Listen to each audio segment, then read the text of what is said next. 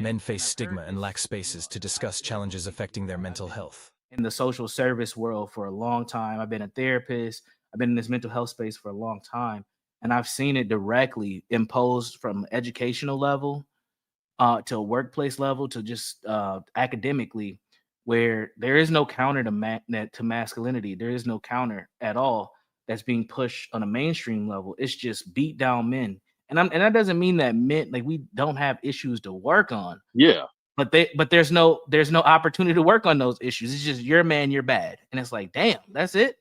Like even when you have done nothing, you just represent everybody. You're just a man. It's insane. It's insane.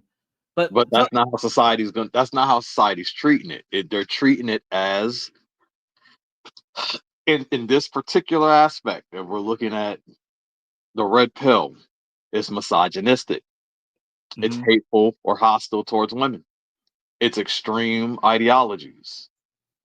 They're not looking at it as okay, this is self-improvement aspects.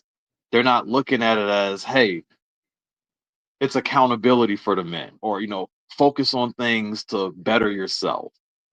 And they're not looking at it as, hey, it's a safe space for the men to discuss their challenges that they face. You mhm. know, pick something from societal expectations, relationships, masculinity, a sense of belonging, things like that. They're not looking at it from that aspect. They're looking at it as you're being hateful or extremist. But you have to admit that there is a level of that though. And there There. is, Okay. but they're only focusing on that. So when you're only focusing on that, you don't see the good that it's doing. Hmm. Even in focusing on that, you clearly see that the men, they're trying to understand stuff. Hmm. And that the other men are trying to offer some sense of solutions. But then all you see is hate.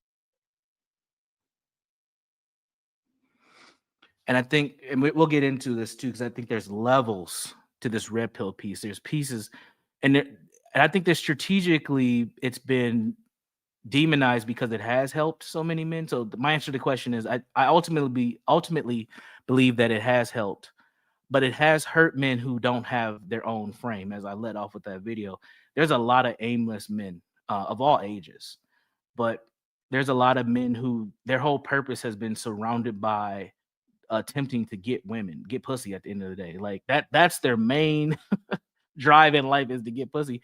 It's crazy that there's a lot of men who ain't getting none, but it's so available now. Like that. So it's driving men crazy. And there's a lot of dudes who have mommy issues, and we'll get into the mommy spirit piece of this too. Um, and since they have these mommy issues, they really have some deep-seated anger towards women. And some of the frustration is valid, but I think that content creators have played on that level of frustration I and agree. codependency that a lot of men have on women, and they've utilized it to their advantage, to make money, to make revenue, to grift, as some people may say. And I don't think that that's right either. But ultimately, um, man, why you coming in here hating, man? Like, God, I don't know if he's a friend or foe half the time. I don't know.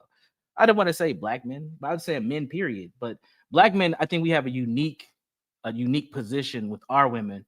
But I do think that this is spread across ethnicities, and that all men are struggling with women. There wouldn't be a red pill, so to say, if it wasn't a thing that's happening in society altogether. But black men, our issues is that our women dominate us, and we have allowed that for so long and accepted it. And our women dominate us in every social element. That's our issue. And we don't have healthy man spaces at all that don't involve women. If we even try to get things moving forward with black men, there's always a woman involved. Always. Yeah. Never fails. From a community level to a family level to a social level. Just go to your local college campus where they might have like a black men achievement team or group or something. I guarantee you there's a black woman involved. Guaranteed. And that's not saying that that's wrong, but I'm saying is there's no space where black women are not involved when it comes to men. Just not. We talked about this a few weeks, or it's probably about a month or two ago, where I was pointing out the mental health thing, and I was pointing something out to you guys. Anytime you hear them talk about men's mental health, there's always a female speaker talking about it. Yep. It never fails. And then I opened your eyes to something, and every time we've seen it, it's always a female speaker. And I said, now when they talk about black men, it's always a black woman that they get, because that's the authority in our community, and that's a huge issue. Yes, black men are definitely the canary in the coal mine, and it's spreading to everyone else. Well, we're probably about 15, 20 years ahead of what's happening in other ethnic groups at the moment. So I'm gonna stop rambling. What do you think on that, Lionel? One thing I say, and I like to point this out when we have these conversations, is that we got to be honest. I know we got to hold ourselves accountable, but we have to be honest. From pre-K to college, who are our leaders that we see daily? The teachers, women, over 80%. Those teachers, our leaders, are women leading us throughout the day. They tell you, at least in a black community, the leader of the household is a woman. Mm-hmm.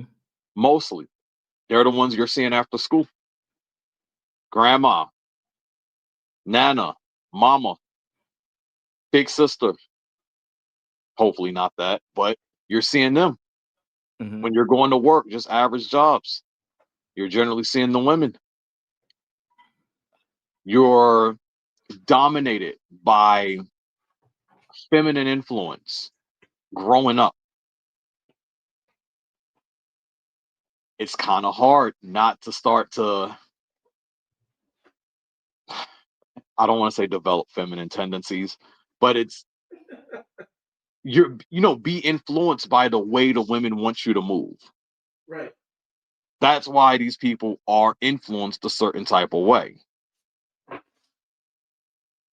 So you don't have places to really express yourself as a boy turn into a man growing up. Hence why what's happening right now, you got black boys, black men killing themselves at alarming rates. You got a massive decline in mental health among the men. You're just watching it happen because you're listening to women literally tell you, be open with yourself, express your feelings, be who you are, and simultaneously be a robot. Don't express yourself. We don't want to hear that. You're wrong. It's like a glitch in the system, and they trying to figure it out. Why do you think men haven't stepped up to the plate? Like I'm gonna keep it. I'm gonna try to keep this conversation focused on us as much as I can. But why, from your standpoint, where are the men at? Where are they at? They're around. That's all I can say. They're around. A lot of them want it. A lot. There. It's funny because you have a few of them that are to themselves. Yes. And my bad. You have a lot that are to themselves, and you have a few that's actually coming out and trying to talk. Because again, who were your male leaders? It's not like they really been around saying, "Yo, this is how you be a man. This is how you lead." You have men in the community that a lot of us grew up with saying, "Hey, this is what it's like to be a man," but ain't really tell you shit. Mm. How to be a man was essentially simp for a woman, Mm. do for a woman. Damn, that's being a man. Yeah, even when I think about my own even when I think about my own upbringing, I think the person who probably had the biggest influence on me as far as like masculinity and like development was my great grandfather and my grandfather. My great grandfather, he did it more by just modeling behaviors. He was just old school, man, carpenter, knew how to build and fix any and everything, and just stayed on, just always working. I mean, pretty much to the day he died, he was always working or doing something. And I always admired that. Like he always had a response to something by his actions. And then my grandfather, that was my great grandfather. My grandfather, who my great grandfather's daughter married, my grandpa, we used to call him Papa. he was the one who actually was tell me things directly. He would say things like, you know, a man should always have a wallet and keys and a watch. So, you know, a man always knows what time it is. He has keys because he always has a place to go. And he always has a wallet because he's gonna always need money. Like he would just put me on game and point things Okay. out in society, like stuff like that. But I know a lot of men who never had any of those types of conversations or models at all. It was just Yeah. women were always doing things. And that was and to be honest, there were probably and there were when I was growing up, I had a lot of aunts and female cousins, just how the generations developed.